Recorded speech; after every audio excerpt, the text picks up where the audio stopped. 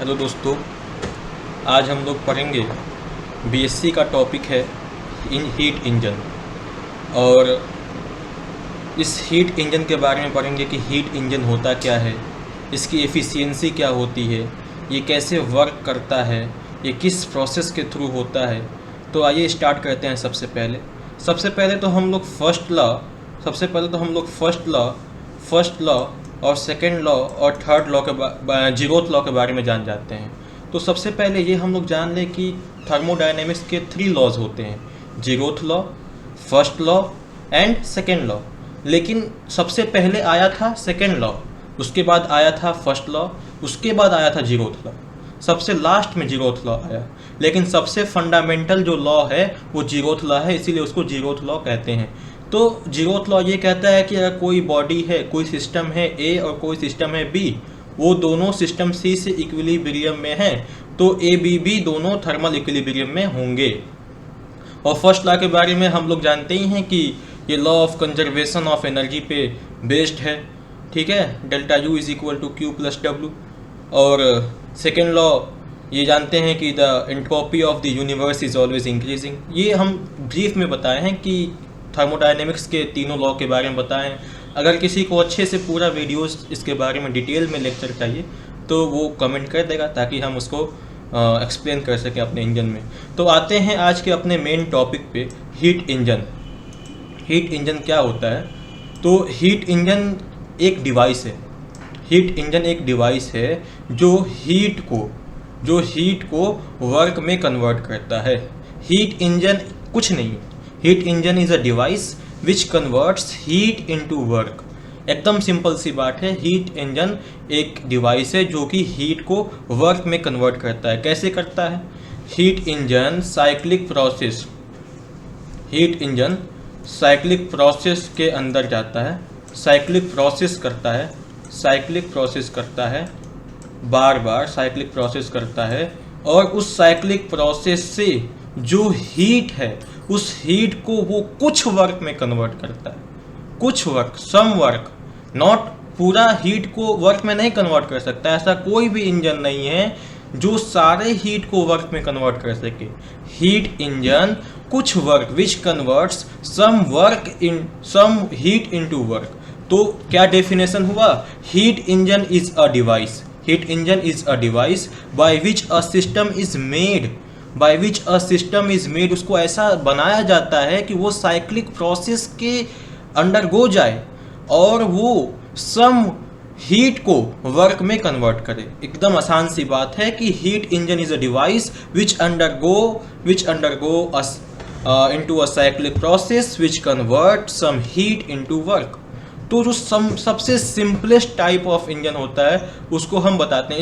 इसको छोड़ देते हैं, ये बहुत टिपिकल स्कीमेटिक डायग्राम है, स्केच है। तो हम अपना बताते हैं कैसे हीट इंजन होता है। जैसे यहाँ हम बनाते हैं, तो ये देखिए, ये होता है एक हॉट रिजर्वायर।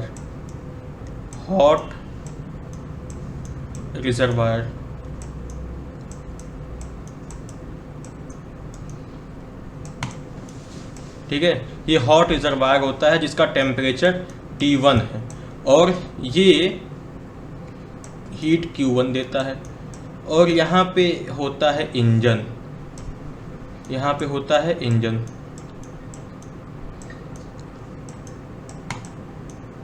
ठीक है, ये है इंजन हमारा।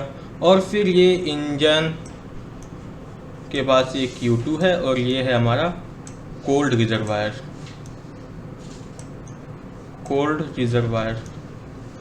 ठीक है, कोल्ड रिजर्वायर जिसका टेम्परेचर है T2। तो देखो, सबसे पहले ये हॉट रिजर्वायर है। इस हॉट रिजर्वायर से इस इंजन में होता है वर्किंग सब्सटेंस कुछ भी हो सकता है, for example diesel, petrol, CNG या फिर लकड़ी, कुछ भी हो सकता है जो इस हॉट रिजर्वायर से हीट को एब्जॉर्ब करे। ये इंजन में होता है वर्किंग सब्सटेंस क्या करता है? हॉट रिजर्वायर से हीट को एब्जॉर्ब करता है, ठीक है।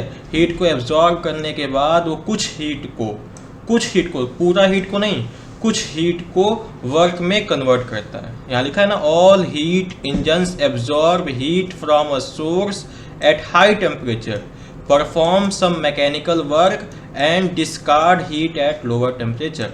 तो सिंपल सी बात है, यहाँ हम स्केच में बनाए हैं कि देखो, स्केच में बनाए हैं कि ये हॉट रिजर्वायर है, इसमें से कुछ हीट इंजन जो है, ये इंजन के पास जो जिसमें वर्किंग सबस्टांस होता है, वो हॉट रिजर्वायर से कुछ हीट एक्सट्रैक्ट करता है और उस हीट से कुछ वर्क करता है। सारा हीट वर्क में कन्वर्ट नहीं हो पाता है, कुछ वर्क करता है, उसके बाद जो हीट बच जाता है उसको डिस्कार्ड कर देता है। किसमें? कोल्ड रिजर्वायर में, T2 में। तो हम ये बात हमेशा से जानते आ रहे हैं, बचपन से जानते आ रहे हैं ये बात कि जो हीट होती है वो हायर टेम्परेचर से लोअर टेम्परेचर की तरफ जाती है। तो इसका मतलब ये साफ साफ है कि जो हॉट रिजर्वायर है, टेम्परेचर T1 जो है, जो टेम्परेचर T1 है वो T2 टेम्परेचर से ज़्यादा है, तभी तो हीट यहाँ से Q1 से Q2 की तरफ जा रही है, T1 से T2 की तरफ जा रही है। तो हॉट रिजर्वायर से हीट आया, वर्किंग सबस्टांस हीट को एक्सट्रैक्ट किया और कुछ वर्क किया, और जिस हीट से वर्क ना हो पाया उसको Q2 में वो भेज दिया। इतना बात समझ में आ गया? वर्किंग समझ में आ गया कैसे होता है वर्किंग हीट इंजन का? एकदम आसान सी बात हम बताए हैं, एकदम स्टार्टिंग से फिर से हम बताते हैं कि हीट इंजन क्या होता है। Heat engine is a device, heat engine एक डिवाइस है जो कि साइक्लिक प्रोसेस के अंडरगो जाता है और कुछ हीट को वर्क में कन्वर्ट करता है और कुछ हीट लॉस हो जाती है। कुछ हीट को वर्क में कन्वर्ट करता है और कुछ हीट लॉस हो जाती है। तो ये हम आपको बता दिए, यहाँ पे डायग्राम भी बना दिए, ये वाला जो डायग्राम है ये बता दिया आपको डायग्राम कि कैसे ये काम करता है। तो देखिए, उसके बाद है since the process is cyclic U1 is equal to U2 and from the first law of thermodynamics we have U2 minus C1 is equal to 0 Q minus W। तो देखिए, इसको छोड़िए, हम लोग को फर्स्ट लॉ ऑफ थर्मोडाइनेमिक्स पता है क्या होता है। तो हम लोग को पता है कि साइक्लिक प्रोसेस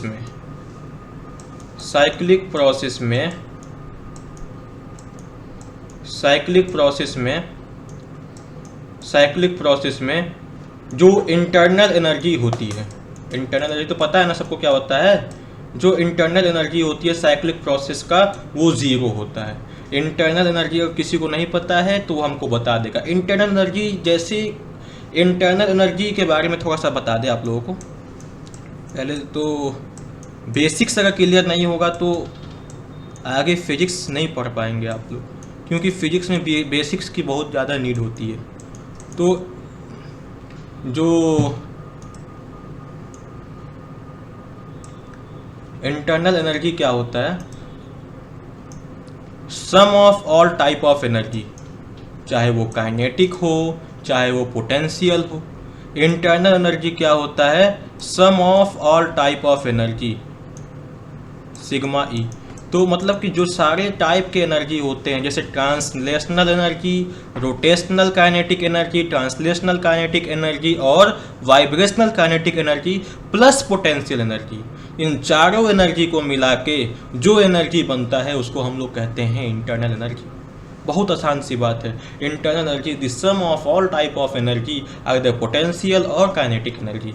तो हम बता रहे थे कि साइक्लिक प्रोसेस में, इस बात को हमेशा याद रखना है, साइक्लिक प्रोसेस में जो इंटरनल एनर्जी होती है वो 0 होती है। ठीक है, तो साइक्लिक प्रोसेस में जो इंटरनल एनर्जी होती है वो 0 होती है। उसके बाद हम बताते हैं अब कि फर्स्ट लॉ ऑफ थर्मोडायनेमिक्स से जानते हैं कि delta Q is equal to delta U plus delta W। ठीक है, delta Q is equal to delta U plus delta W। और साइक्लिक प्रोसेस में ये डेल्टा U जो होगा वो क्या होगा, साइक्लिक प्रोसेस में डेल्टा U 0 होगा। हम आपको अभी बताए हैं कि साइक्लिक प्रोसेस में डेल्टा U की वैल्यू 0 होती है। तो delta Q is equal to W, यानी कि W is equal to Q2 minus Q1। Work done cyclic process में ये होता है Q2 माइनस Q1। ठीक है, यानी हीट इंजन में जो वर्क डन होता है वो Q2 माइनस Q1 होता है। इस बात को याद रखना है। तो the net flow of heat into engine is equal to the net work done by the engine. That is यहाँ पे लिखा हुआ है, उसी बात को यहाँ पे PDF में लिखा हुआ है कि the net heat flowing into the engine equals the net work done by the engine. उसके बाद हाँ देखिए, उसी डायग्राम को यहाँ पे बताया, जिस डायग्राम को हम अभी आपको हम बताए हैं कि उसको ये स्केच के फॉर्म में बहुत अच्छे से बनाया है। इसको हम लोग एक बार और आपको हम बताते हैं। देखिए, ये हॉट रिजर्वायर है, ठीक है, एट टेम्परेचर TH मतलब हायर टेम्परेचर। यहाँ से कुछ हीट लिया, यहाँ पे इंजन है, यहाँ पे वर्किंग सबस्टांस है, वर्किंग सबस्टांस। ये हॉट रिजर्वायर से हीट को एक्सट्रैक्ट किया, ठीक है, उस हीट से कुछ वर्क किया, और जो हीट बच गया वो कोल्ड रिजर्वायर में हीट चला गया, और कोल्ड रिजर्वायर में जो हीट गया वो मतलब कि उसका टेम्परेचर कम है, हॉट रिजर्वायर का टेम्परेचर ज़्यादा है, ठीक है। तो हम आपको बता दिए कि हीट इंजन क्या होता है, किस प्रिंसिपल पे काम करता है, और अब उसके बाद अब ये भी बता दिए कि जो वर्क डन होता है हीट इंजन का वो क्या होता है। उसके बाद हम आपको बता रहे हैं कि हीट इंजन की एफिशिएंसी क्या होती है। सबकी अपनी अपनी एफिशिएंसी होती है, किसी का कुछ एफिशिएंसी होता है, किसी का कुछ एफिशिएंसी होता है। किसी का एफिशिएंसी होता है कि वो ज़्यादा काम कर सके, किसी का एफिशिएंसी होता है कि वो कम काम कर सके। एफिशिएंसी हर फील्ड में होती है। किसी इंसान की दोस्ती की एफिशिएंसी होती है, कोई इंसान 2 दिन में ही अपना दोस्ती तोड़ देता है, यानी कि उसकी दोस्ती की एफिशिएंसी बहुत कम है। किसी इंसान की दोस्ती की एफिशिएंसी बहुत ज़्यादा होती है, वो एक दूसरे के लिए जान देने के लिए तैयार रहते हैं। बहरहाल, तो इंसान के काम करने की भी एफिशिएंसी होती है, तो एफिशिएंसी हर चीज़ की होती है। उसी तरह इंजन की भी एफिशिएंसी होती है। हाँ, कोई भी चीज़ हो वो 100% एफिशिएंट नहीं होता है, लेकिन हाँ, सबको अपनी एफिशिएंसी ज़्यादा रखनी चाहिए। तो एफिशिएंसी क्या होता है कि कोई चीज़, एफिशिएंसी मीन्स एक तरह से देखा जाए कि वो कितना एफिशिएंट है, कितना हीट ले रहा है, और हीट को कितना वो वर्क में कन्वर्ट कर रहा है। जैसे मान लो कोई इंजन है, वो 100 जूल हीट ले रहा है, ठीक है। कोई इंजन है वो 100 मान लेते हैं हीट ले रहा है, और वो 90 जूल वर्क कर रहा है, तो उसकी एफिशिएंसी ठीक ठाक है। हाँ, वो 100 ले रहा है लेकिन 90 काम कर रहा है। लेकिन कोई अगर है जो 100 ले रहा है, ठीक है, 100 कैलोरी हीट ले रहा है, लेकिन कितना काम कर रहा है, 20 जूल का ही सिर्फ वो वर्क कर रहा है, तो इसका मतलब ये हुआ कि उसका जो एफिशिएंसी है वो कम है।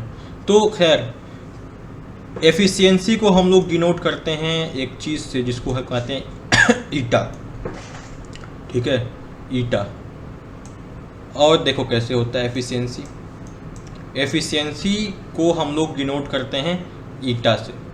तो Q2 माइनस Q1 ये नेट वर्क होता है, Q2 माइनस Q1 अपॉन में Q1, which is equal to Q2 minus Q1 को बताएं अभी, ये W के बराबर होता है, W अपॉन Q1।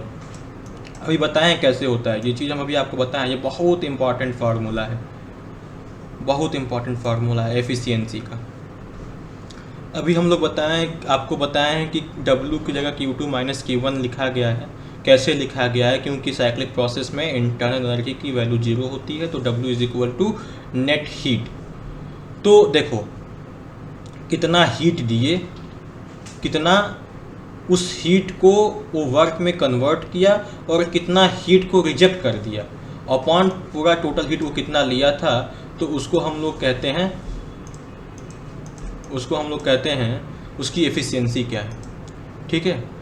तो अगर किसी की एफिशिएंसी 1 होती है, किसी की अगर एफिशिएंसी 1 होती है, इसका मतलब वो इंजन जो है, किसी इंजन की अगर एफिशिएंसी 1 है, इसका मतलब वो इंजन 100% एफिशिएंट है। किसी इंजन की अगर एफिशिएंसी 1 है, इसका मतलब वो इंजन 100% एफिशिएंट है। तो 1 आने के लिए क्या होना पड़ेगा, Q2 अगर 0 हो जाए, अगर Q2 0 हो जाए, Q2 अगर 0 हो जाए तो उसकी एफिशिएंसी 1 हो जाएगी। तो अगर Q2 0 हो जाएगी तो इंजन की एफिशिएंसी 1 हो जाएगी। वी डिफाइन द एफिशिएंसी, यहाँ देखते हैं, we define the efficiency of the engine as the fraction of heat input that is converted into work. ये साफ साफ हिंदी में इसी बात को हम बताएंगे। हिंदी में ऐसा लिखा हुआ है कि कितना हीट दिए और उस हीट को वो कितना वर्क में कन्वर्ट किया। ठीक है, जैसे मान लेते हैं हम स्कूटी में पेट्रोल भरवाए, तो स्कूटी में पेट्रोल भरवाने के बाद उसका कितना हम इस्तेमाल कर पाए। इस्तेमाल करते हैं, स्कूटी में पेट्रोल भरवाते हैं तो स्कूटी आगे चलता है, इंजन स्टार्ट होता है, इंजन चलता है।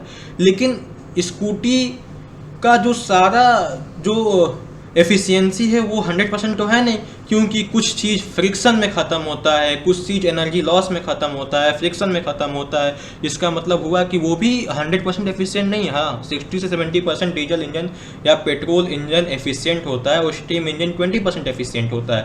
तो साफ बात यही कहना मैं चाह रहा हूँ कि कोई भी ऐसा इंजन नहीं है जो कि 100% एफिशिएंट है, सिवाय कार्नोट इंजन को छोड़ के। कार्नोट इंजन भी 100% एफिशिएंट नहीं है और ना ही कोई अभी तक कार्नोट इंजन बना सका है। कार्नोट